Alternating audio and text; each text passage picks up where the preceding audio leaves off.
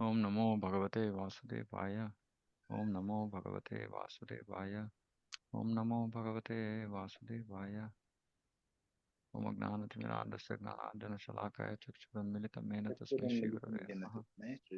ಚೈತನ್ಯಮನೋಭೀಷ್ಟಂ ಸ್ಥಾಪಿತಮೇನ ಭೂತಲೆ ಸ್ವಯಂ ರೂಪ ಗದಾಮಹ್ಯಂ ದದಾತಿ ಸ್ವಪದಾಂತಿಕಂ. ವಂದೇಹಂ ಶ್ರೀಗುರೋ ಶ್ರೀಯುತಪದಕಮಲಂ ಶ್ರೀಗುರುನ್ ವೈಷ್ಣವಾಂಶ್ಚ ಶ್ರೀರೂಪಂ ಸಾಗರಜಾತಂ ಸಹಗಣ ರಘುನಾಥಾನ್ವಿತಂ तं सजीवं साद्वैतं सावधूतं परिजनसहितं कृष्णचैतन्यदेवं श्रीराधा कृष्णपादान् सागण ललिता श्रीविशाखान्वितांश्च हे कृष्ण करुणा सिन्धु दीनबन्धु जगत्पते गोपेश गोपिकान्त राधाकान्त नमोऽस्तुते। तप्तकाञ्चन गौराङ्गी राधे वृन्दावनेश्वरी वृषभानुसुते देवी प्रणमामि हरिप्रिये। वाञ्छाकल्पतरुभ्यश्च कृपा सिन्धुभ्य एव च पतितानां पावनेभ्यो वैष्णवेभ्यो नमो नमः।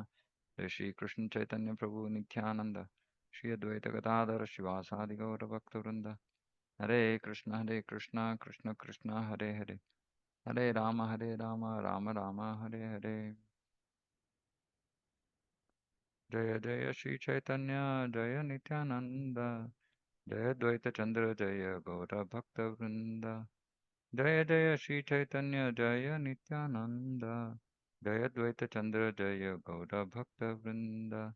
जय जय श्री चैतन्य जय नित्यानंद जय द्वैत चंद्र जय गौर भक्त वृंद।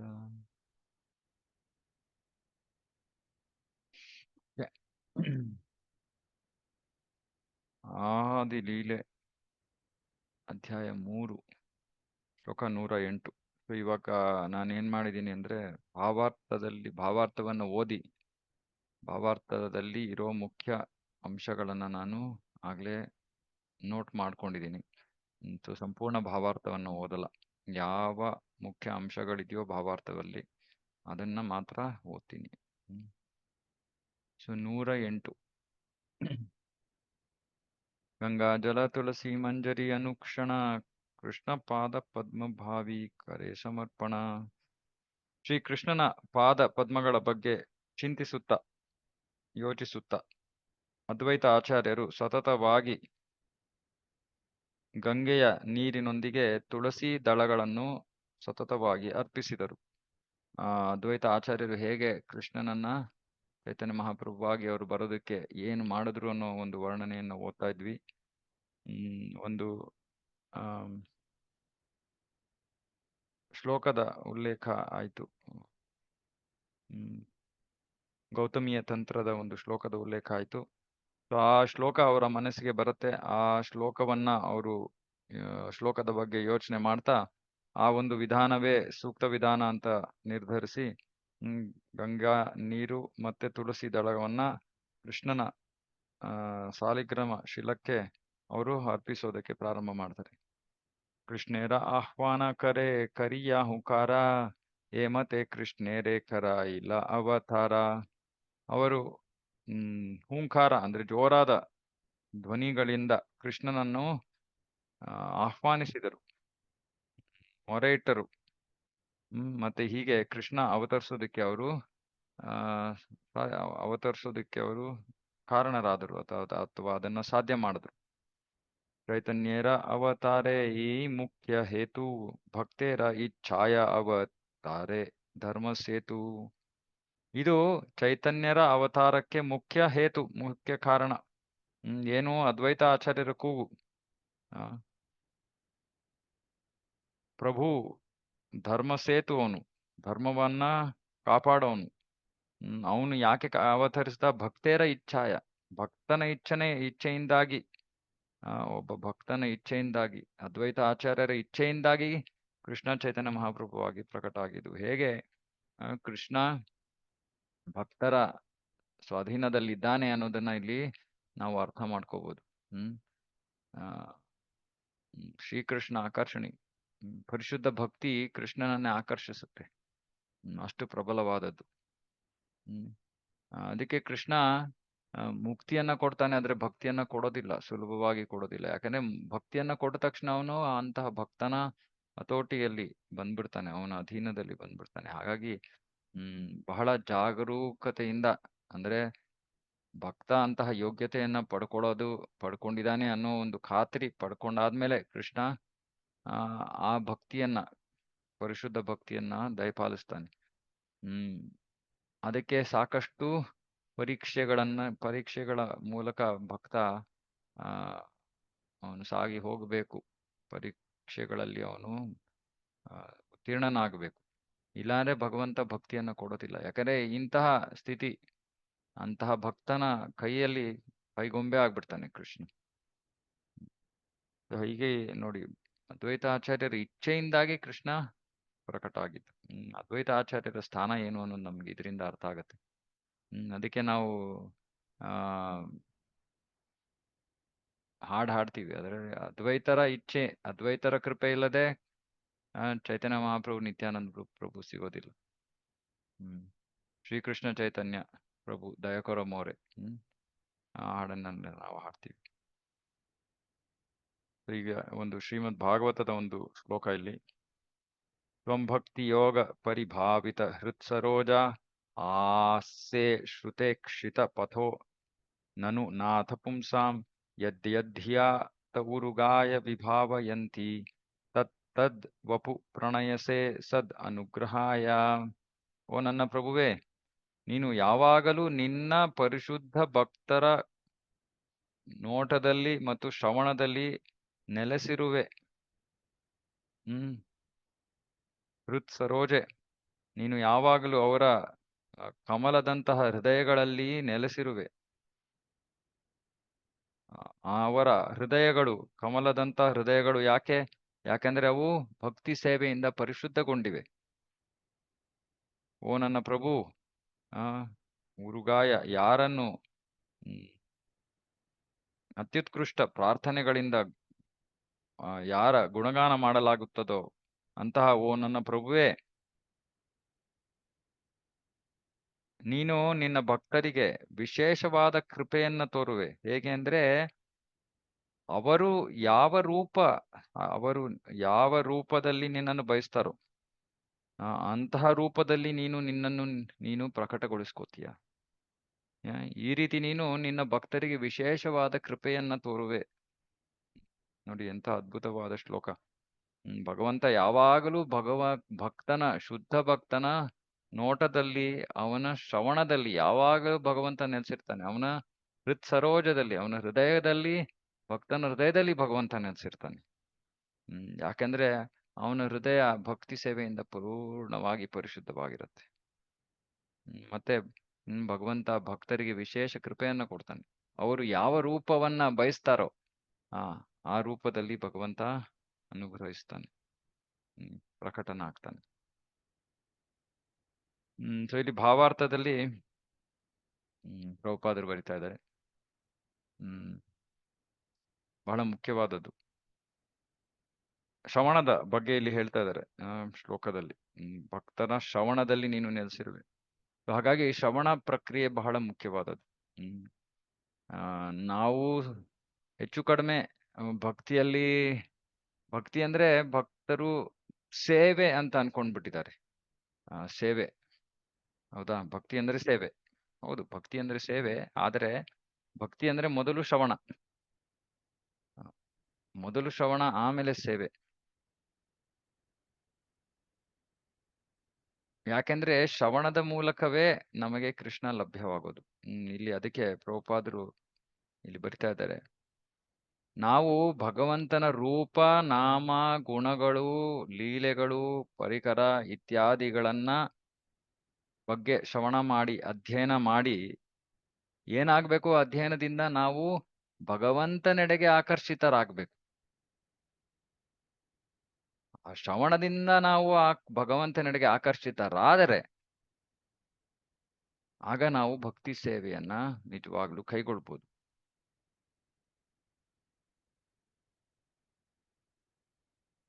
ಮತ್ತೆ ಆ ಶ್ರವಣದಿಂದ ಏನಾಗತ್ತೆ ಅಂದ್ರೆ, ಭಗವಂತನ ಆ ರೂಪ, ಯಾವ ರೂಪದಿಂದ ನಾವು ಆಕರ್ಷಿತರಾಗ್ತೀವೋ ಆ ರೂಪ ಭಕ್ತನ ಹೃದಯದಲ್ಲಿ ಅಚ್ಚಿಳಿದು ಬಿಡುತ್ತೆ. ಮತ್ತೆ ಅಲೌಕಿಕವಾಗಿ ಆ ಭಕ್ತನ ಹೃದಯದಲ್ಲೇ ಆ ಒಂದು ರೂಪ ಸ್ಥಿತವಾಗಿ ಉಳಿದು ಬಿಡುತ್ತೆ. ಇದೆಲ್ಲವೂ ಸಾಧ್ಯ ಸುಮ್ಮನೆ ಶ್ರವಣದಿಂದ. ಹ್ಮ್ ಸಾಮಾನ್ಯವಾಗಿ ನಾವ್ ಅನ್ಕೋತೀವಿ ದರ್ಶನದಿಂದ, ಭಗವಂತನ ದರ್ಶನದಿಂದ ಭಗವಂತ ಭಕ್ತನ ಹೃದಯದಲ್ಲಿ ನೆಲೆಸ್ತಾನೆ ಅಂತ. ಆದ್ರೆ ಭಾಗವತ ಹೇಳುತ್ತೆ ಶ್ರವಣದಿಂದ ಹ್ಮ್ ಭಗವಂತ ಭಕ್ತನ ಹೃದಯದಲ್ಲಿ ನೆಲೆಸ್ತಾನೆ.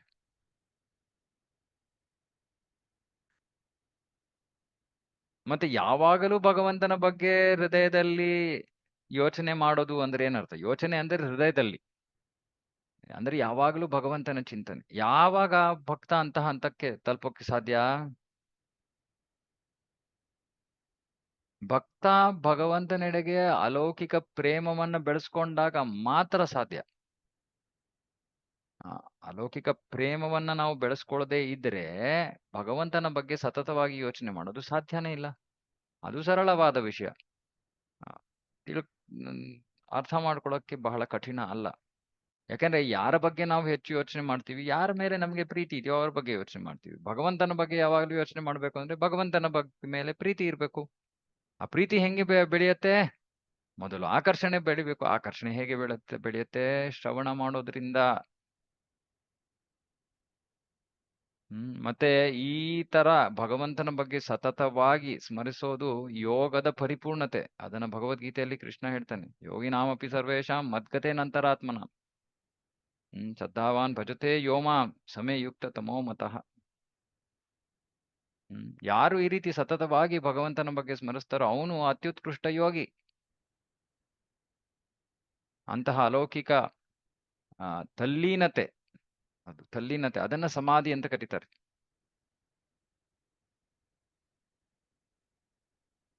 ಮತ್ತೆ ಯಾರು ಈ ರೀತಿಯಲ್ಲಿ ಸತತವಾಗಿ ಭಗವಂತನ ಬಗ್ಗೆ ಯಾರು ಆಲೋಚಿಸ್ತಾ ಇದ್ದಾನೋ ಅವನು ಭಗವಂತನನ್ನ ನೋಡಕ್ಕೆ ಸಂಪೂರ್ಣವಾಗಿ ಯೋಗ್ಯನಾದ ವ್ಯಕ್ತಿ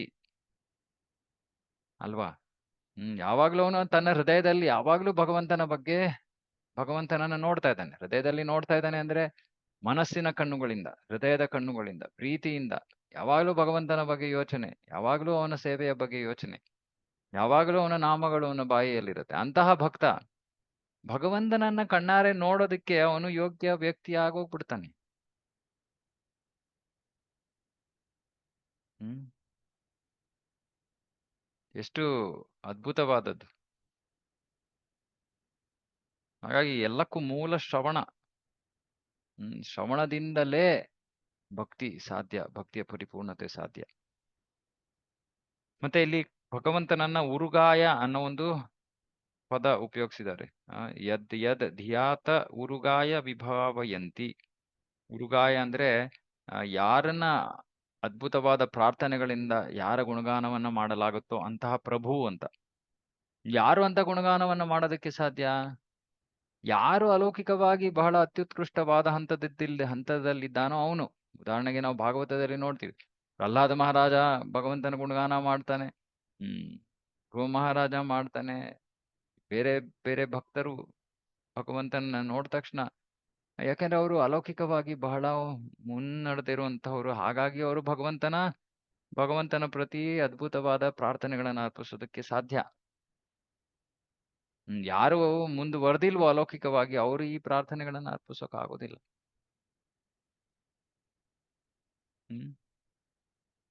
ಮತ್ತೆ ಇಲ್ಲಿ ಈ ಶ್ಲೋಕದಲ್ಲಿ ಹೇಳ್ತಾ ಇದ್ದಾರೆ, ಭಗವಂತ ಭಕ್ತರೆಡೆಗೆ ವಿಶೇಷ ಕೃಪೆಯನ್ನು ತೋರ್ತಾನೆ. ಹೇಗೆ? ಅವರಿಗೆ ಬೇಕಾಗಿರೋ ರೂಪದಲ್ಲಿ ಪ್ರಕಟನಾಗಿ. ಭಗವಂತನ ಅಗಣಿತ ರೂಪಗಳು ಇದೆ. ಯಾವಾಗ ಭಕ್ತ ಈ ಅಗಣಿತ ರೂಪಗಳ ಬಗ್ಗೆ ಶ್ರವಣ ಮಾಡ್ತಾನೆ, ಆಮೇಲೆ ಆ ರೂಪಗಳಲ್ಲಿ ಒಂದರೆಡೆಗೆ ಆಕರ್ಷಿತನಾಗಿ ಹೋಗ್ತಾನೆ. ಮತ್ತೆ ಯಾವಾಗ್ಲೂ ಆ ರೂಪದ ಬಗ್ಗೆ ಯೋಚನೆ ಮಾಡ್ತಾ ಇರ್ತಾನೆ. ಭಗವಂತ ಅವನ ಮುಂದೆ ಅಂತಹ ರೂಪದಲ್ಲಿ ಪ್ರಕಟನಾಗ್ತಾನೆ.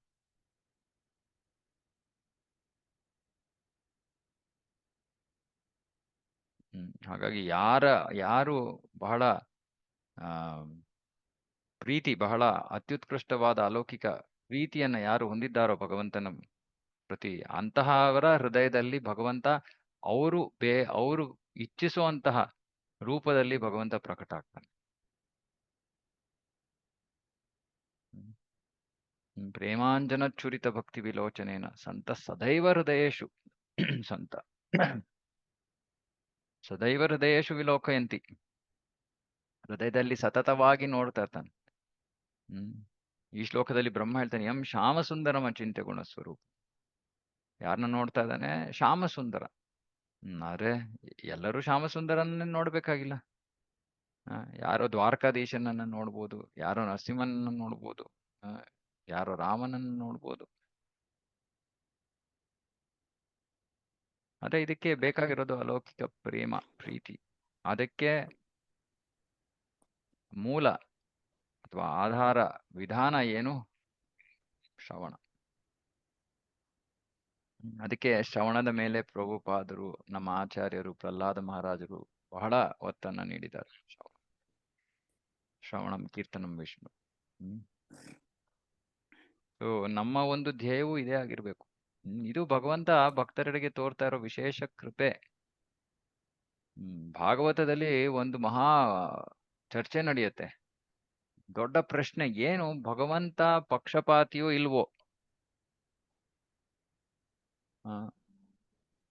ಯಾಕಂದ್ರೆ ಜನರಿಗೆ ಭಗವಂತ ಪಕ್ಷಪಾತಿ ಅಂದ್ರೆ ಅವರಿಗೆ ಅರ್ಥ ಆಗೋದಿಲ್ಲ. ಅಯ್ಯೋ ಇದೇನಿದು, ಹೇಗೆ ಭಗವಂತ, ಹೇಗೆ ಅವನು ಆತ್ಮ ರಾಮ, ಅವನು ಎಲ್ಲರೆಡೆಗೆ ಸಮಾನ ದೃಷ್ಟಿಯನ್ನು ಹೊಂದಿರಬೇಕು, ಅವನು ಹೇಗೆ ಪಕ್ಷಪಾತಿ ಆಗಕ್ಕೆ ಸಾಧ್ಯ? ಈ ರೀತಿಯಲ್ಲಿ ಭಕ್ತರಿಗೆ ಬೇಕಾಗಿರೋ ರೀತಿಯಲ್ಲಿ ಅವನು ಪ್ರಕಟನಾಗಿ ತನ್ನ ವಿಶೇಷ ಕೃಪೆಯನ್ನ ತೋರ್ತಾ ಇದ್ದಾನೆ.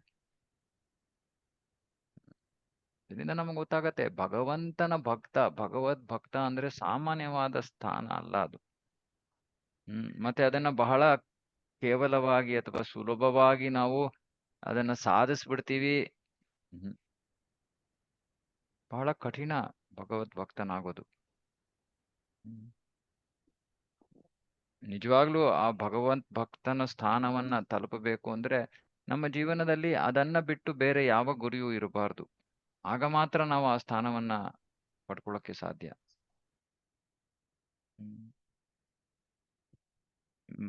ನಾವು ಭಕ್ತಿಯನ್ನ ಮಾಡ್ತೀವಿ, ನಮಗೆ ಎಷ್ಟಾಗುತ್ತೋ ಅಷ್ಟು ಮಾಡ್ತೀವಿ, ಸಾಧ್ಯವಾದಷ್ಟು ಮಾಡ್ತೀವಿ.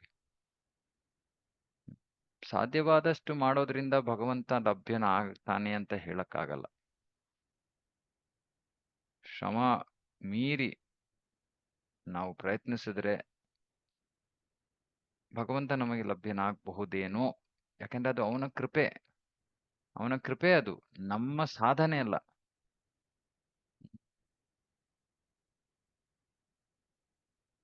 ನಮ್ಮ ಭಕ್ತಿಯಿಂದ ಪ್ರಸನ್ನನಾಗಿ ಭಗವಂತ ತನ್ನನ್ನ ತಾನು ಪುರತ್ಯದ ಬಹಿರಂಗ ಪಡಿಸ್ಕೋಬಹುದು. ಅದು ಅವನ ಕೈನಲ್ಲಿದು, ಅವನ ನಿರ್ಧಾರ ಅದು.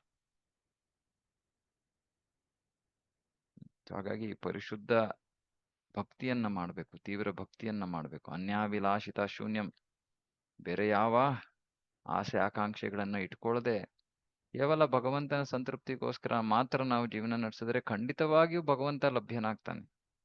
ಅಂತಹ ಭಕ್ತರಿಗೆ ಭಗವಂತ ಲಭ್ಯನಾಗೇ ಆಗ್ತಾನೆ. ಅಂತಹ ಭಕ್ತರ ಜೀವನದಲ್ಲಿ ಭಗವಂತ ತಾನೇ ಅವರ ಜೀವನವನ್ನು ನಡೆಸ್ತಾನೆ. ಅವರ ಜೀವನದಲ್ಲಿ ನಡೆಯೋ ಎಲ್ಲಾ ಘಟನೆಗಳಿಗೂ ಅವನೇ ಖುದ್ದಾಗಿ ತಾನೇ ಸ್ವತಃ ಕಾರಣನಾಗ್ತಾನೆ. ಆದ್ರೆ ಅದಕ್ಕೆ ಸುಲಭನೂ ಅಲ್ಲ, ಅದು ಪ್ರಯತ್ನ ಮಾಡ್ಬೇಕು. ಶ್ಲೋಕ 112. ಈ ಶ್ಲೋಕೇರ ಅರ್ಥ ಕಹಿ ಸಂಕ್ಷೇಪೇರ ಸಾರ, ಭಕ್ತೇರ ಇಚ್ಛಾಯ ಕೃಷ್ಣೇರ ಸರ್ವವತಾರ. ಈ ಶ್ಲೋಕದ ಸಾರ ಅಂದ್ರೆ ಏನು? ಕೃಷ್ಣ ತನ್ನ ಅಗಣಿತ ಸನಾತನ ರೂಪಗಳನ್ನ ಭಕ್ತರ ಇಚ್ಛೆಗಳಿಂದಾಗಿ ಅವನು ಆ ರೂಪಗಳನ್ನ ಸ್ವೀಕರಿಸಿದ್ದಾನೆ ಅಥವಾ ತಗೊಂಡಿದ್ದಾನೆ. ಅಂದ್ರೆ ಭಗವಂತನ ಎಲ್ಲಾ ರೂಪಗಳಿಗೂ ಕಾರಣ ಏನು? ಯಾವುದೋ ಒಬ್ಬ ಭಕ್ತನ ಇಚ್ಛೆ, ಹಾಗಾಗಿ ಭಗವಂತ ಆ ರೂಪವನ್ನ ತಗೊಂಡಿದ್ದಾನೆ. ಅಂದ್ರೆ ನೋಡಿ, ಭಕ್ತರ ಸ್ಥಾನ ನೋಡಿ. ಅವರು ಭಗವಂತನನ್ನ, ನಾನು ಹೀಗೆ ಭಗವಂತನನ್ನ ಈ ರೂಪದಲ್ಲಿ ನೋಡ್ಬೇಕು ಅಂತ ಇಚ್ಛೆ ಪಡ್ತಾರೆ, ಭಗವಂತ ಪ್ರತ್ಯಕ್ಷನಾಗ್ತಾನೆ ಅಥವಾ ಆ ರೂಪವನ್ನ ಸ್ವೀಕರಿಸ್ಬಿಡ್ತಾನೆ. ಎಂತಹ ಅದ್ಭುತ ವಿಷಯ. ಚತುರ್ಥ ಶ್ಲೋಕೇರ ಅರ್ಥ ಹೈಲ ಸುನಿಶ್ಚಿತೆ, ಅವತೀರ್ಣ ಹೈಲ ಗೌರ ಪ್ರೇಮ ಪ್ರಕಾಶಿತೆ. ಹೀಗೆ 4ನೇ ಶ್ಲೋಕ ವರ್ಣನೆ ಆಯ್ತು. ಗೌರಾಂಗ ಈ ಒಂದು ಗೌರ ಪ್ರೇಮ ಪ್ರಕಾಶ ಮಾಡೋದಕ್ಕೋಸ್ಕರ ಅವತಾರವನ್ನ ತಗೊಂಡಿದ್ದಾನೆ. ವಿರೂಪ ರಘುನಾಥ ಪದೇ ಯಾರ ಆಶ್ ಚೈತನ್ಯ ಚರಿತಾಮೃತ ಕಹಿ ಕೃಷ್ಣದಾಸ್. ಶ್ರೀ ರೂಪ ಮತ್ತು ಶ್ರೀ ರಘುನಾಥರ ಪಾದ ಪದ್ಮಗಳಲ್ಲಿ ಪ್ರಾರ್ಥನೆಗಳನ್ನು ಅರ್ಪಿಸುತ್ತಾ ಯಾವಾಗಲೂ ಅವರ ಕೃಪೆಗೆ ಮೊರೆ ಇಡುತ್ತಾ ನಾನು ಕೃಷ್ಣದಾಸ ಶ್ರೀ ಚೈತನ್ಯ ಚರಿತಾಮೃತವನ್ನ ಅವರ ಹೆಜ್ಜೆ ಗುರುತುಗಳನ್ನು ಅನುಸರಿಸ್ತಾ ಚೈತನ್ಯ ಚರಿತಾಮೃತವನ್ನ ನಿರೂಪಿಸ್ತಾ ಇದ್ದೀನಿ. ಇದ್ರ ಜೊತೆಗೆ 3ನೇ ಅಧ್ಯಾಯ ಮುಗೀತು. ಈಗ ಎಲ್ಲಕ್ಕಿಂತ ಮುಖ್ಯವಾದ ಅಧ್ಯಾಯ 4ನೇ ಅಧ್ಯಾಯ ಚೈತನ್ಯ ಮಹಾಪ್ರಭು ಪ್ರಕಟ ಆಗೋದಕ್ಕೆ ಗೌಪ್ಯ ಕಾರಣಗಳು. ಈ ಒಂದು ಅಧ್ಯಾಯವನ್ನು ಮುಗಿಸೋದಕ್ಕೆ ನಾವು ಬಹಳ ಸಮಯ ತಗೋತೀವಿ. ಯಾಕಂದ್ರೆ ಇದೇ ಚೈತನ್ಯ ಚರಿತಾಮೃತದ ಒಂದು ಸಾರ, ಹೃದಯ ಅಂತ ಹೇಳ್ಬೋದು. ಸೊ ಇದನ್ನ ನಾನು ಪ್ರಾರಂಭ ಮಾಡ್ತೀನಿ. ಗುರು ಕೃಷ್ಣನ ಕೃಪೆಯಿಂದ ಈ ಅಧ್ಯಾಯ ನಮಗೆ ಚೆನ್ನಾಗಿ ಅರ್ಥ ಆದ್ರೆ ನಮಗೆ ಈ ಗೌಡಿಯ ವೈಷ್ಣವ ಪರಂಪರೆಯ ಒಂದು ನಿಜ ಸಾರಾಂಶ ನಾವು ಅರ್ಥ ಮಾಡ್ಕೊಳ್ಳೋಕೆ ಸಾಧ್ಯವಾಗತ್ತೆ. ಗೌರಾಂಗ ಮಹಾಪ್ರಭುಗಳ ವಿಶೇಷ ಸ್ಥಾನ ಬಹಳ ಮುಖ್ಯವಾದ ಅಧ್ಯಾಯ. ಓಕೆ.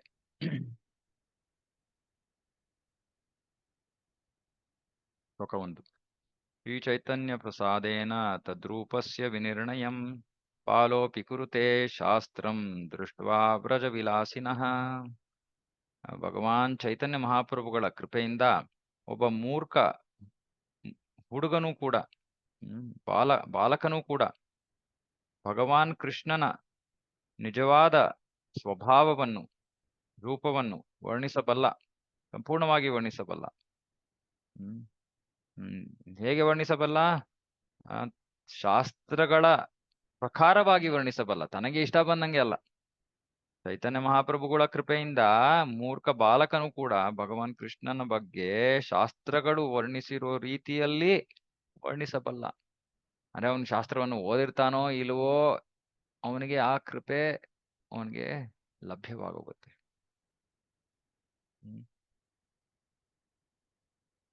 ಇಲ್ಲಿ ಪ್ರಭುಪಾದರು ಬರೀತಾ ಇದ್ದಾರೆ,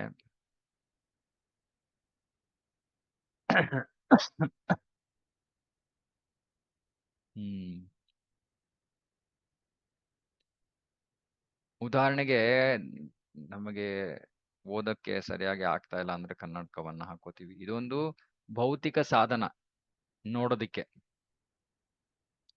ಭಗವಂತ ಯಾವುದೇ ಭೌತಿಕ ಸಾಧನೆಗೆ ಒಳಪಡೋನಿಲ್ಲ ಅಥವಾ ತನ್ನನ್ನ ತಾನು ಬಹಿರಂಗ ಪಡಿಸ್ಕೊಳ್ಳೋದಿಲ್ಲ. ಅಂದ್ರೆ ಯಾರೋ ಕನ್ನಡಕ ಹಾಕೊಂಡಿದ್ದಾರೆ, ಕೃಷ್ಣನ ನೋಡೋದಕ್ಕೆ ಸಾಧ್ಯ ಇಲ್ಲ ಅವನು. ಅಥವಾ ಯಾರೋ ಬಹಳ ದೊಡ್ಡ ಬುದ್ಧಿವಂತ ವ್ಯಕ್ತಿ, ಬಹಳ ಜ್ಞಾನಿ, ಅವನಿಗೂ ಕೂಡ ಭಗವಂತ ಬಹಿರಂಗ ಆಗಬೇಕು ಅಂತ ಯಾವ ನಿಯಮವೂ ಇಲ್ಲ. ಅವನು ಹಕ್ಕನ್ನು ಕಾಯ್ದಿರಿಸಲಾಗಿದೆ, ಭಗವಂತನ ಇಚ್ಛೆ ಅದು. ಅಂದ್ರೆ ಭಗವಂತನನ್ನ ಕಾಣೋದು ಅಥವಾ ಭಗವಂತನನ್ನ ಅರ್ಥ ಮಾಡ್ಕೊಳ್ಳೋದು ಅಂದ್ರೆ ಅಷ್ಟು ಸುಲಭ ವಿಷಯ ಅಲ್ಲ. ದೊಡ್ಡ ದೊಡ್ಡ ವಿಜ್ಞಾನಿಗಳಿಗೆ, ಜ್ಞಾನಿಗಳಿಗೆ ಲಭ್ಯನಿಲ್ಲ ಭಗವಂತ. ಆದ್ರೆ ಒಬ್ಬ ಚಿಕ್ಕ ಮುಗ್ಧ ಪೆದ್ದ ಬಾಲಕ ಕೂಡ ಕೃಷ್ಣ ಮತ್ತೆ ಅವನ ಅಲೌಕಿಕ ಲೀಲೆಗಳನ್ನು ಅರ್ಥ ಮಾಡ್ಕೊಳಕ್ ಸಾಧ್ಯ. ಹೇಗೆ? ಚೈತನ್ಯ ಮಹಾಪ್ರಭುಗಳ ಕೃಪೆಯಿಂದ. ಚೈತನ್ಯ ಮಹಾಪ್ರಭುಗಳ ಕೃಪೆಯಿಂದ. ಹಾಗಾಗಿ ಇದು ಬಹಳ ವಿಶೇಷವಾದ ಒಂದು ವಿಷಯ. ಹಲವಾರು ಸಂಪ್ರದಾಯಗಳು ಕೃಷ್ಣನನ್ನ ಪಡೆಯೋದಿಕ್ಕೆ, ಕೃಷ್ಣನನ್ನ ಸಾಧಿಸೋದಕ್ಕೆ ಪ್ರಯತ್ನ ಮಾಡ್ತಾ ಇರ್ಬೋದು. ಆದ್ರೆ ನಮಗೆ ಇರುವಂತಹ ವಿಶೇಷವಾದ ಕೃಪೆ ಅಂದ್ರೆ ಚೈತನ್ಯ ಮಹಾಪ್ರಭುಗಳ ಕೃಪೆ. ಚೈತನ್ಯ ಮಹಾಪ್ರಭುಗಳ ಕೃಪೆಯಿಂದ ಲಭ್ಯನಿಲ್ಲದೆ ಇರುವಂತಹ ಕೃಷ್ಣ ನಮಗೆ ಲಭ್ಯನಾಗೋಕೆ ಸಾಧ್ಯ, ನಮಗೆ ಲಭ್ಯ. ಚೈತನ್ಯ ಮಹಾಪ್ರಭುಗಳ ಕೃಪೆ. ಅದಕ್ಕೆ ಚೈತನ್ಯ ಚರಿತಾಮೃತದಲ್ಲಿ ಹೇಳ್ತಾರೆ, ಚೈತನ್ಯ ಮಹಾಪ್ರಭುಗಳನ್ನ ಯಾರು ಸ್ಮರಿಸೋದಿಲ್ವೋ ಅಂತವನಿಗೆ ಅತ್ಯಂತ ಸುಲಭವಾದ ವಿಷಯವೂ ಕೂಡ ಬಹಳ ದುಸ್ತರವಾಗೋಗುತ್ತೆ, ಬಹಳ ಕಠಿಣವಾಗೋಗುತ್ತೆ. ಸುಲಭವಾದ ವಿಷಯ ಕಠಿಣವಾಗೋಗುತ್ತೆ, ಬಹಳ ಕಠಿಣವಾದ ವಿಷಯ ಬಹಳ ಸುಲಭವಾಗೋಗುತ್ತೆ. ಯಾರು ಚೈತನ್ಯ ಮಹಾಪ್ರಭುಗಳನ್ನ ಸ್ಮರಿಸ್ತಾರೋ ಅವ್ರಿಗೆ. ಇದು ಈ ಬ್ರಹ್ಮಮಧ್ವ ಗೌಡಿಯ ಸಂಪ್ರದಾಯದ ಒಂದು ವಿಶೇಷ ಕೃಪೆ. ಯಾಕೆ ಚೈತನ್ಯ ಮಹಾಪ್ರಭುಗಳೇ ಈ ಗೌಡಿಯ ಪರಂಪರೆಯನ್ನು ಶುರು ಮಾಡಿದ್ದು. ಅಂದ್ರೆ ಅವರ ಶುರು ಮಾಡೋದಕ್ಕೆ ಅವರು ಹಿಂದೆ ಅವರ ಈಶ್ವರ ಪುರಿಯವರು ಬಂದ್ರು, ಮಾಧವೇಂದ್ರ ಪುರಿಯವರು ಬಂದ್ರು ಇತ್ಯಾದಿ. ಆದ್ರೆ ಕಾರಣ ಚೈತನ್ಯ ಮಹಾಪ್ರಭುಗಳು ಬಂದು ಈ ಪರಂಪರೆಯನ್ನ ಮುಂದುವರಿಸಿ ಈ ಕೃಪೆಯನ್ನ ಎಲ್ಲಾ ಭಕ್ತರಿಗೂ ನೀಡಿದ್ದೇ ಕಾರಣ. ಜಯ ಜಯ ಶ್ರೀ ಚೈತನ್ಯ ಜಯ ನಿತ್ಯಾನಂದ, ಜಯ ದ್ವೈತ ಚಂದ್ರ ಜಯ ಗೌರ ಭಕ್ತ ವೃಂದ. ಚೈತನ್ಯರಿಗೆ, ನಿತ್ಯಾನಂದರಿಗೆ, ಅದ್ವೈತ ಚಂದ್ರರಿಗೆ, ಎಲ್ಲಾ ಭಗವಂತನ ಭಕ್ತರಿಗೆ ಜಯವಾಗಲಿ. ಚತುರ್ಥ ಶ್ಲೋಕೇರ ಅರ್ಥ ಕೈಲ ವಿವರಣ, ಪಂಚಮ ಶ್ಲೋಕೇರ ಅರ್ಥ ಶುನ ಭಕ್ತಗಣ. 4ನೇ ಶ್ಲೋಕದ ವರ್ಣನೆ ಆಗಿದೆ, ಈಗ 5ನೇ ಶ್ಲೋಕದ ವರ್ಣನೆ ಆಗುತ್ತೆ. ದಯವಿಟ್ಟು ಎಲ್ಲಾ ಭಕ್ತರು ಶ್ರವಣ ಮಾಡಿ. ಮೂಲ ಶ್ಲೋಕೇರ ಅರ್ಥ ಕರಿತೆ ಪ್ರಕಾಶ, ಅರ್ಥ ಲಾಗಾಯಿತೆ ಆಗೆ ಕಹಿಯೇ ಆಭಾಸ. ಆ ಶ್ಲೋಕದ ಮೂಲ ಅರ್ಥವನ್ನ ಪ್ರಕಾಶ ಮಾಡೋದು ಮೊದಲು ಅದರ ಅರ್ಥದ ಒಂದು ಸೂಚನೆಯನ್ನು ನೀಡ್ತೀನಿ, ಕುರುಹನ್ನು ಇಡ್ತೀನಿ. ಚತುರ್ಥ ಶ್ಲೋಕೇರ ಅರ್ಥ ಏಯಿ ಕೈಲಸಾರ, ಪ್ರೇಮ ನಾಮ ಪ್ರಚಾರಿತೆ ಏಯಿ ಅವತಾರ. 4ನೇ ಶ್ಲೋಕದ ಸಾರವನ್ನ ನಾನು ನೀಡಿದ್ದೀನಿ. ಚೈತನ್ಯ ಮಹಾಪ್ರಭುಗಳ ಈ ಅವತಾರ ಪವಿತ್ರ ನಾಮವನ್ನ ಪ್ರಚಾರ ಮಾಡೋದಕ್ಕೆ ಮತ್ತೆ ಭಗವತ್ ಪ್ರೇಮವನ್ನ ಹರಡೋದಕ್ಕೆ ಭಗವಂತ ಅವತರಿಸಿದ್ದು ಈ ರೂಪದಲ್ಲಿ. 2 ಕಾರಣ: ಪವಿತ್ರ ನಾಮದ ಪ್ರಚಾರ ಮತ್ತು ಭಗವತ್ ಪ್ರೇಮದ ಪ್ರಚಾರ, ಭಗವತ್ ಪ್ರೇಮವನ್ನ ಹರಡೋದು 2. ಹರಿನಾಮ ಮತ್ತು ಭಗವತ್ ಪ್ರೇಮ, ಇವೆರಡನ್ನ ಪ್ರಚಾರ ಮಾಡೋದಕ್ಕೋಸ್ಕರ ಭಗವಂತ ಚೈತನ್ಯ ಮಹಾಪ್ರಭು ಆಗಿ ಅವತರಿಸಿದ. ಇದು 4ನೇ ಶ್ಲೋಕದ ಸಾರ. ಇದನ್ನಾಗಲೇ ಹಿಂದಿನ ಅಧ್ಯಾಯದಲ್ಲಿ ನಾವು ಓದಿದ್ದೀವಿ. ಸತ್ಯ ಏಯಿ ಹೇತು ಕಿಂತು ಏಹೋ ಬಹಿರಂಗ, ಆರ ಏಕ ಹೇತು ಶುನ ಆಚೆ ಅಂತರಂಗ. ಹೌದು, ಇದು ಖಂಡಿತವಾಗಿಯೂ ಸತ್ಯ, ಆದರೆ ಇದು ಬಹಿರಂಗ ಕಾರಣ. ಇನ್ನೊಂದು ಕಾರಣ ಇದೆ, ಅದು ಅಂತರಂಗ ಕಾರಣ. ಅದರ ಬಗ್ಗೆ ದಯವಿಟ್ಟು ಶ್ರವಣ ಮಾಡಿ. ಇದು ಗೌಪ್ಯವಾದ ಕಾರಣ ಚೈತನ್ಯ ಮಹಾಪ್ರಭುಗಳ ಅವತಾರಕ್ಕೆ. ಪೂರ್ವೇಯೇನ ಪೃಥಿವೀರ ಭಾರ ಹರಿ ಬಾರೆ, ಕೃಷ್ಣ ಅವತೀರ್ಣ ಹೈಲ ಶಾಸ್ತ್ರೇತೆ ಪ್ರಚಾರೆ. ಶಾಸ್ತ್ರ ಪ್ರಚಾರ ಮಾಡತ್ತೆ. ಏನು? ಕೃಷ್ಣ ಹಿಂದೆ ಅವತರಿಸಿದ್ದಕ್ಕೆ ಕಾರಣ ಏನು? ಪೃಥಿವಿಯ ಭಾರವನ್ನ ತೆಗೆದುಹಾಕಕ್ಕೆ. ಭಾರ ಹರಿಭಾರೆ, ಆ ಭಾರವನ್ನ ತೆಗೆದುಹಾಕೋ ಉದ್ದೇಶದಿಂದ ಭಗವಂತ ಅವತರಿಸಿದ. ಯದಾ ಯದಾ ಹಿ ಧರ್ಮಸ್ಯ ಗ್ಲಾನಿ ಭವತಿ ಭಾರತ ಅಭ್ಯುತ್ಥಾನಂ ಅಧರ್ಮಸ್ಯ ತದಾತ್ಮಾನಂ ಸೃಜಾಮ್ಯಹಂ ಪರಿತ್ರಾಣಾಯ ಸಾಧೂನ. ಇದೆಲ್ಲ ಶ್ಲೋಕಗಳು ಭಗವದ್ಗೀತೆಯಲ್ಲಿ, ಬೇರೆ ಶಾಸ್ತ್ರದಲ್ಲಿ ಹೇಳಿದ್ದಾರೆ. ಕೃಷ್ಣ ಯಾಕೆ ಅವತರಿಸಿದ್ದು? ಭೂಭಾರವನ್ನ ನಿವಾರಿಸೋದಕ್ಕೆ.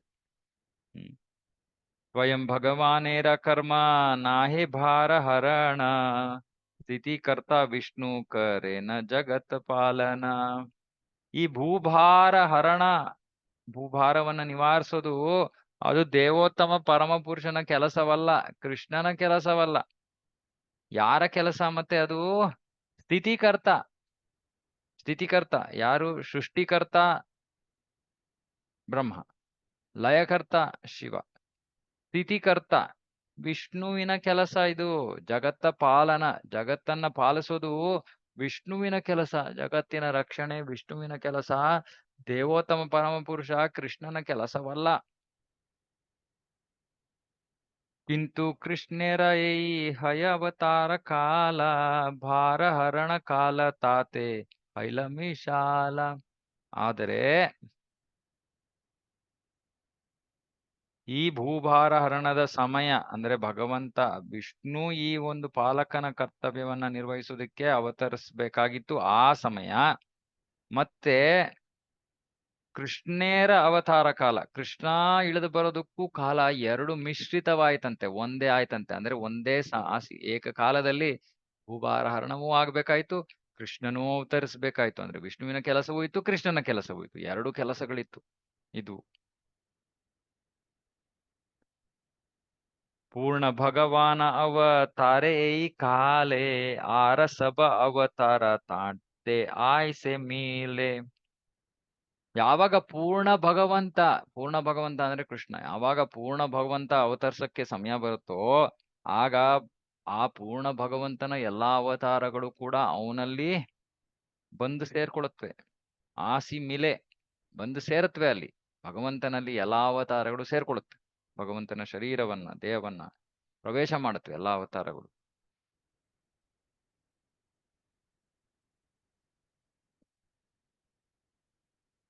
ನಾರಾಯಣ ಚತುರ್ವ್ಯೂಹ ಮತ್ಸ್ಯಾದ್ಯವತಾರ ಯುಗ ಮನ್ವಂತರಾವತಾರ ಯತ ಆಚೆ ಆರ ಸ್ತಬೆ ಆಸಿ ಕೃಷ್ಣ ಅಂಗೆ ಹಯ ಅವತೀರ್ಣ ಐಚೆ ಅವತರೆ ಕೃಷ್ಣ ಭಗವಾನ್ ಪೂರ್ಣ.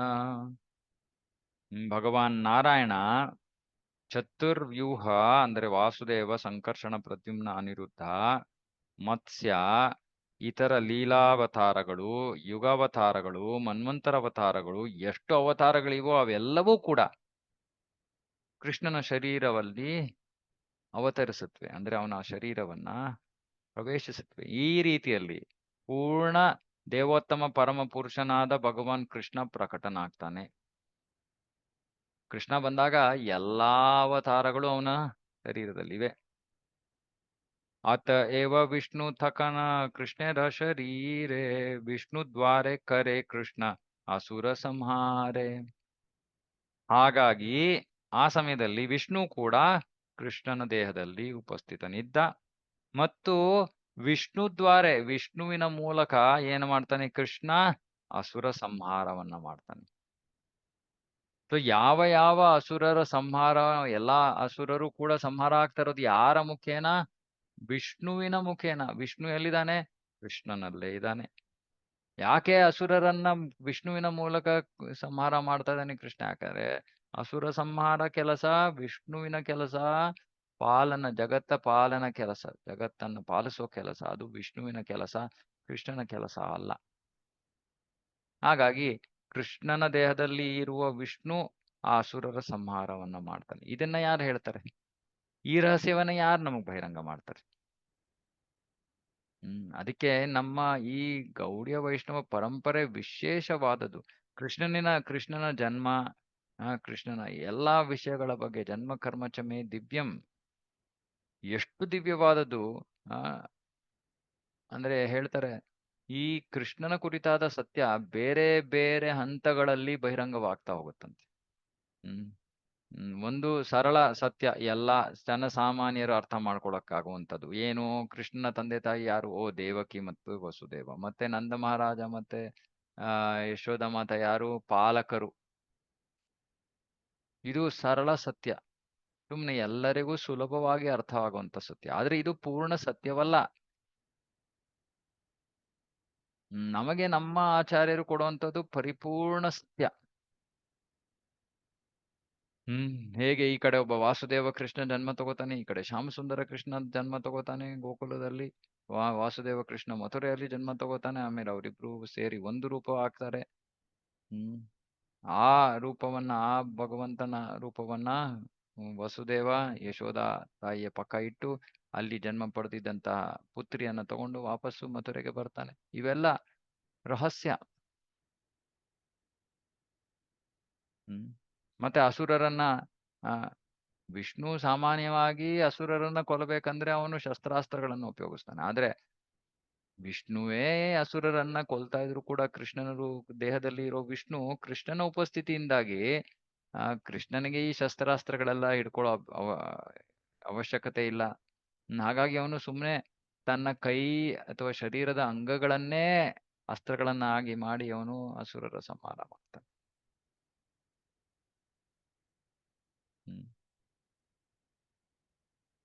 ಆನುಸಂಗ ಕರ್ಮ ಅಸುರ ಮಾರಣ ಏಲಾಗಿ ಅವತಾರ ಕಹಿಸೆ ಮೂಲ ಕಾರಣ. ಹಾಗಾಗಿ ಇದು ಅನುಸಂಗ ಕರ್ಮ. ಆನುಸಂಗ ಕರ್ಮ ಅಂದ್ರೆ ಮುಖ್ಯ ಕರ್ಮವಲ್ಲ. ಮುಖ್ಯ ಕರ್ಮಕ್ಕೋಸ್ಕರ ಕೃಷ್ಣ ಬಂದಿರೋದು. ಈಗ ಮುಖ್ಯ ಕರ್ಮದ ಮುಖ್ಯ ಕಾರಣ ಅಥವಾ ಮುಖ್ಯ ಕರ್ಮ, ಕೃಷ್ಣನ ಮುಖ್ಯ ಕರ್ಮ ಅಥವಾ ಕೃಷ್ಣ ಅವತರಿಸಿದ ಮುಖ್ಯ ಕಾರಣ ಏನು ಅನ್ನೋದನ್ನ ಈಗ ಬಹಿರಂಗ ಮಾಡ್ತೀನಿ. ಆದ್ರೆ ಇದು ಮುಖ್ಯ ಕರ್ಮ ಅಲ್ಲ. ಯಾವುದು? ಅಸುರನ್ನ ಕೊಲ್ಲೋದು ಮುಖ್ಯ ಕರ್ಮ ಅಲ್ಲ. ಅಸುರನ್ನ ಕೊಲ್ಲೋದಕ್ಕೆ ಬರ್ಲಿಲ್ಲ. ಪರಿತ್ರಾಣಾಯ ಸಾಧೂನಾಂ ವಿನಾಶಾಯ ಚ ದುಷ್ಕೃತಿ, ಅದಕ್ಕೋಸ್ಕರ ಬರ್ಲಿಲ್ಲ ಕೃಷ್ಣ. ಅದು ವಿಷ್ಣುವಿನ ಕೆಲಸ. ಕೃಷ್ಣ ಬಂದಿರೋ ಕಾರಣ ಏನು? ಇದು ಅಂತರಂಗ ಕಾರಣ. ಪ್ರೇಮ ರಸ ನಿರ್ಯಾಸ ಕರಿತೆ ಆಸ್ವಾದನ, ರಾಗ ಮಾರ್ಗ ಭಕ್ತಿ ಲೋಕೆ ಕರಿತೆ ಪ್ರಚಾರಣ. ರಸಿಕ ಶೇಖರ ಕೃಷ್ಣ ಪರಮ ಕರುಣ, ಈ ದುಯಿ ಹೇತು ಹೊಯ್ತೆ ಇಚ್ಚಾರ ಉದ್ಗಮ. ಇಲ್ಲಿ 2 ಕಾರಣಗಳು ಕೊಡ್ತಾ ಇದ್ದಾರೆ. ಭಗವಂತನ ಭಗವಂತ ತಾನು ಅವತರಿಸ್ಬೇಕು ಅನ್ನೋ ಇಚ್ಛೆ ಬಂತಂತೆ ಭಗವಂತನಲ್ಲಿ. ಇಚ್ಚಾರ ಉದ್ಗಮ. ಭಗವಂತನಲ್ಲಿ ಇಚ್ಛೆ ಉದ್ಗಮವಾಯ್ತು. ಯಾವ ಇಚ್ಛೆ? ಇಲ್ಲಿ ಅವತರಿಸ್ಬೇಕು, ಇಲ್ಲಿ ಭೂಲೋಕಕ್ಕೆ ಬರ್ಬೇಕು ಅನ್ನೋ ಇಚ್ಛೆ ಉದ್ಗಮವಾಯ್ತಂತೆ. ಅದಕ್ಕೆ 2 ಕಾರಣಗಳು. ಮೊದಲನೇದು ಪ್ರೇಮ ನರ ನಿರ್ಯಾಸ ಕರಿತೆ ಆಸ್ವಾದನ. ಪ್ರೇಮ ರಸ. ಪ್ರೇಮ ರಸ 5 ರಸಗಳ, ಮುಖ್ಯ ರಸಗಳ ಬಗ್ಗೆ, 7 ಮುಖ್ಯವಲ್ಲದ ರಸಗಳ ಬಗ್ಗೆ ನಾವು ತಿಳ್ಕೊಂಡಿದ್ದೀವಿ. ಶಾಂತ, ದಾಸ್ಯ, ಸಖ್ಯ, ವಾತ್ಸಲ್ಯ, ಮಾಧುರ್ಯ. ಈ ಪ್ರೇಮ ರಸವನ್ನ ಆಸ್ವಾದಿಸೋದಕ್ಕೋಸ್ಕರ, ಅಲ್ಲ, ಪ್ರೇಮ ರಸ ನಿರ್ಯಾಸ, ಪ್ರೇಮ ರಸದ ಸಾರವನ್ನ, ಸಿಹಿಯಾದ ಸಾರವನ್ನ ಆಸ್ವಾದಿಸೋದಕ್ಕೋಸ್ಕರ, ಮತ್ತೆ ರಾಗ ಮಾರ್ಗ ಭಕ್ತಿ ಲೋಕೆ ಕರಿತೆ ಪ್ರಚಾರಣ. ರಾಗ ಮಾರ್ಗ ಭಕ್ತಿಯನ್ನ ಈ ಲೋಕದಲ್ಲಿ ಪ್ರಚಾರ ಮಾಡೋದಕ್ಕೋಸ್ಕರ ಏನಾಯ್ತು? ರಸಿಕ ಶೇಖರ ಕೃಷ್ಣ ಪರಮ ಕರುಣ. ಪರಮ ಕರುಣ, ರಸಿಕ ಶೇಖರ ಕೃಷ್ಣ.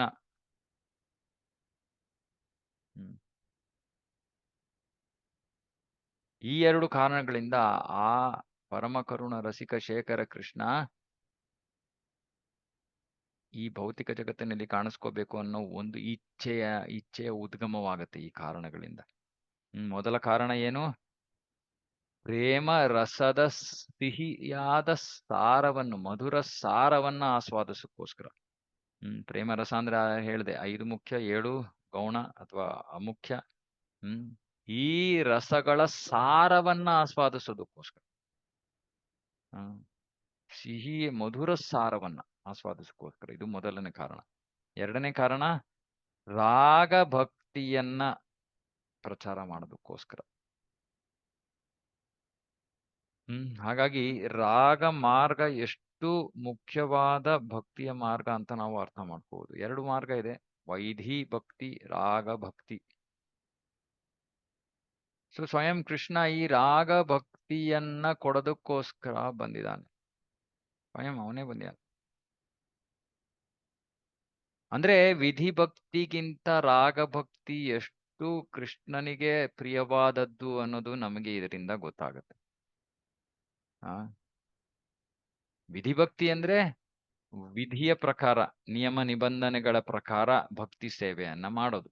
ಏನು ಅಂದ್ರೆ, ಬೆಳಗ್ಗೆ ಬ್ರಹ್ಮ ಮುಹೂರ್ತದಲ್ಲಿ ಜಪ ಮಾಡ್ಬೇಕು. ಆಯ್ತಪ್ಪ, ಕಷ್ಟ ಪಟ್ಕೊಂಡು ಹೇಳೋಣ.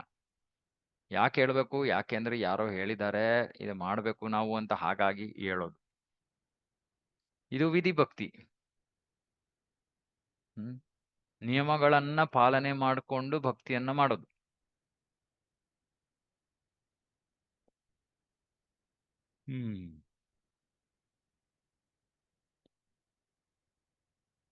ಇದರಿಂದ ಕೃಷ್ಣ ಅಷ್ಟೊಂದು ಆಕರ್ಷಿತನಾಗೋಲ್ಲ. ಅದರ ಬಗ್ಗೆ ಮುಂದೆ ಕೃಷ್ಣ ಹೇಳ್ತಾನೆ. ವೈದಿಭಕ್ತಿ ಕೃಷ್ಣನನ್ನ ಆಕರ್ಷಿಸೋದಿಲ್ಲ, ರಾಗಭಕ್ತಿ ಕೃಷ್ಣನನ್ನ ಆಕರ್ಷಿಸುತ್ತೆ. ಆ ರಾಗಭಕ್ತಿಯನ್ನ ಪ್ರಚಾರ ಮಾಡೋದಕ್ಕೋಸ್ಕರ ಹೇಗೆ ರಾಗಭಕ್ತಿಯನ್ನ ಮಾಡೋದು ಅನ್ನೋದನ್ನ ತೋರ್ಸ್ಕೊಡೋದಕ್ಕೋಸ್ಕರ ಕೃಷ್ಣ ಬರ್ತಾನೆ. ತೈತ್ತಿರಿಯ ಉಪನಿಷತ್ತಿನಲ್ಲಿ ಹೇಳ್ತಾರೆ, ರಸೋ ವೈ ಸಹ. ರಸದ ಆಗರ ಕೃಷ್ಣ.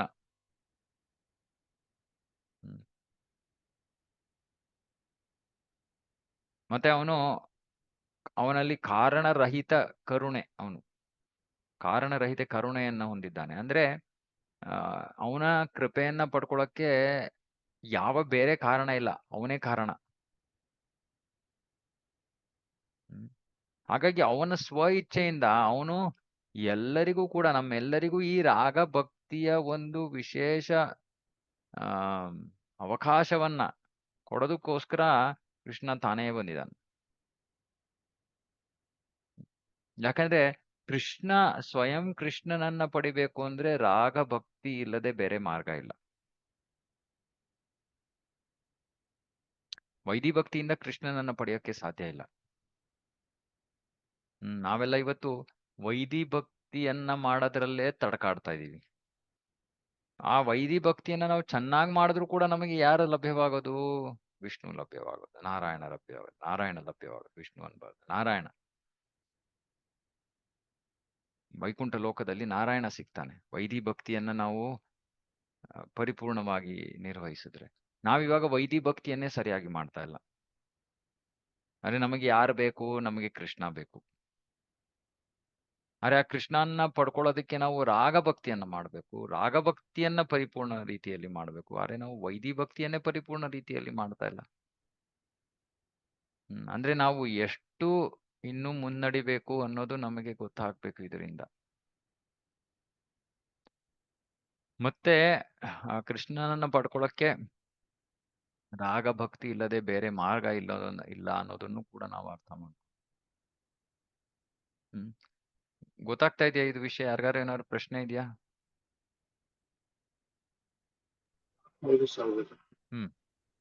ರಾಗಭಕ್ತಿ ಅಂದ್ರೆ ಏನು? ರಾಗಭಕ್ತಿ ಅಂದ್ರೆ ಏನು ಅನ್ನೋದಕ್ಕೆ ನಾವು ಇನ್ನು ಮುಂದೆ ಹೋಗ್ಬೇಕು. ಆದ್ರೆ ಇವಾಗ ನಾನು ಸದ್ಯಕ್ಕೆ ಹೇಳ್ತಾ ಇರೋದು ವಿಷಯ ಗೊತ್ತಾಯ್ತಲ್ಲ. ರಾಗಭಕ್ತಿ, ವೈದಿ ಭಕ್ತಿ ಅಂತ ಇದೆ. ವೈದಿ ಭಕ್ತಿ ನಿಯಮ ನಿಬಂಧನೆಗಳ ಪ್ರಕಾರವಾಗಿ ಮಾಡುವಂತಹ ಭಕ್ತಿ. ಅಲ್ಲಿ ಯಾರೋ ಹೇಳಿದ್ದಾರೆ ಹಾಗಾಗಿ ಮಾಡ್ಬೇಕು ಅನ್ನೋ ಮನೋಭಾವ. ಆದ್ರೆ ಕೃಷ್ಣನ ಪ್ರತಿ ಯಾವ ಪ್ರೀತಿ ಇಲ್ಲ. ರಾಗಭಕ್ತಿ ವರ್ಣನೆ ನಮಗೆ ಭಕ್ತಿ ರಸಾಮೃತ ಸಿಂಧುವಿನಲ್ಲೂ ಸಿಗುತ್ತೆ. ಇಲ್ಲೂ ಹೇಳ್ತಾರೆ ಭಕ್ತಿ ಅಂದ್ರೆ ಸರಳವಾಗಿ ಅರ್ಥ ಮಾಡ್ಕೋಬೇಕು ಅಂದ್ರೆ ಬ್ರಜವಾಸಿಗಳು ಹೇಗೆ ಕೃಷ್ಣನಿಗೆ ಭಕ್ತಿಯನ್ನ ಅಥವಾ ಪ್ರೀತಿಯನ್ನ ತೋರ್ತಾರೋ ಅದು ರಾಗಭಕ್ತಿ. ಯಾಕಂದ್ರೆ ಬ್ರಜವಾಸಿಗಳು ಕೃಷ್ಣನಿಗೆ ಪ್ರೀತಿಯನ್ನ ತೋರೋದ್ರಲ್ಲಿ ಯಾವ ನಿಯಮ ನಿಬಂಧನೆಗಳ ಒಂದು ಪಾಲನೆಯ ಕಾರಣವಲ್ಲ. ಅವರಿಗೆ ಕೃಷ್ಣ ದೇವತಮ ಪರಮ ಪುರುಷ ಅಂತಾನೂ ಕೂಡ ಅವ್ರಿಗೆ ಗೊತ್ತಿಲ್ಲ ಅಂತ ಹೇಳಕ್ಕಾಗಲ್ಲ. ಆದ್ರೆ ಅದು ಮುಖ್ಯವಲ್ಲ ಅವ್ರಿಗೆ. ಗೊತ್ತಿದೆ, ಎಲ್ಲೋ ಇದೆ ಮನಸ್ಸಿನಲ್ಲಿ, ಹಿಂದೆ ಇದೆ, ಕೃಷ್ಣ ದೇವೋತ್ತಮ ಪರಮ ಪುರುಷ. ಆದ್ರೆ ಅವ್ರಿಗೆ ಅವರು ಕೃಷ್ಣನ ಸೇವೆ ಮಾಡ್ತಾ ಇರೋದು ಕೃಷ್ಣ ದೇವೋತ್ತಮ ಪರಮ ಪುರುಷ ಅನ್ನೋ ಕಾರಣದಿಂದ ಅಲ್ಲ. ಅಥವಾ ಕೃಷ್ಣ ಭಗವಂತ ದೇವರು, ನಾವು ಅವನಿಗೆ ಸೇವೆ ಮಾಡ್ಬೇಕು ಆ ಕಾರಣವೂ ಅಲ್ಲ. ಸುಮ್ಮನೆ ಕೃಷ್ಣ ನನ್ನ ಸ್ನೇಹಿತ, ಕೃಷ್ಣ ನನ್ನ ಪ್ರಿಯತಮ, ಕೃಷ್ಣ ನನ್ನ ಮಗ, ಕೃಷ್ಣ ನನ್ನ ಸ್ವಾಮಿ, ಪ್ರೀತಿಯಿಂದ, ಅದು ರಾಗ ಅನ್ನುವ ಭಕ್ತಿ. ಅದ್ರ ಬಗ್ಗೆ ನಾವು ಬೇಕಾದ ಸತಿ ಹೇಳಿದೀನಿ.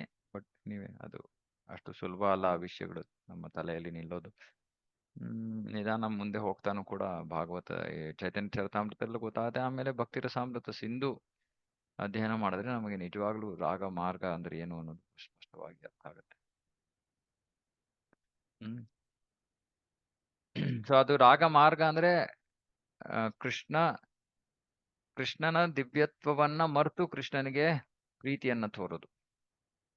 ಸೊ ರಾಗ ಮಾರ್ಗದಲ್ಲಿ ಭಕ್ತರು ಬಹಿರಂಗವಾಗಿ ವೈದಿ ಭಕ್ತಿಯನ್ನ ಮಾಡ್ತಾರೆ. ಆದ್ರೆ ಅಂತರಂಗದಲ್ಲಿ ಮನಸ್ಸಿನಲ್ಲಿ ಕೃಷ್ಣನಿಗೆ ಯಾವ ನಿಯಮ ನಿಬಂಧನೆಗಳಿಲ್ಲದೆ ಬಹಳ ಮುಕ್ತವಾಗಿ ಪ್ರೀತಿಯನ್ನ ತೋರ್ತಾರೆ.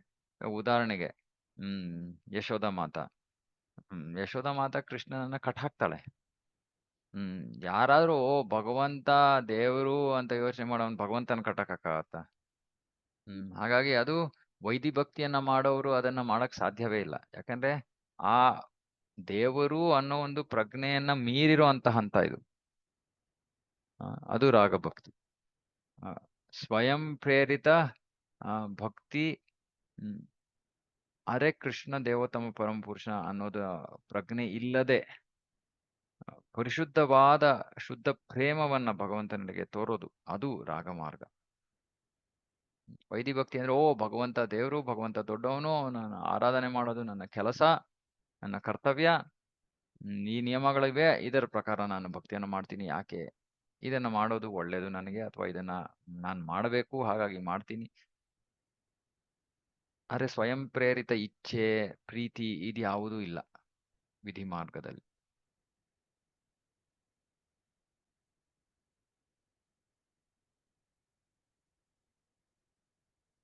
ಓಕೆನಾ? ಆಯ್ತು ಸರ್. ಓಕೆ, ಇನ್ನೇನಾದ್ರು ಇದೆಯಾ ಪ್ರಶ್ನೆ?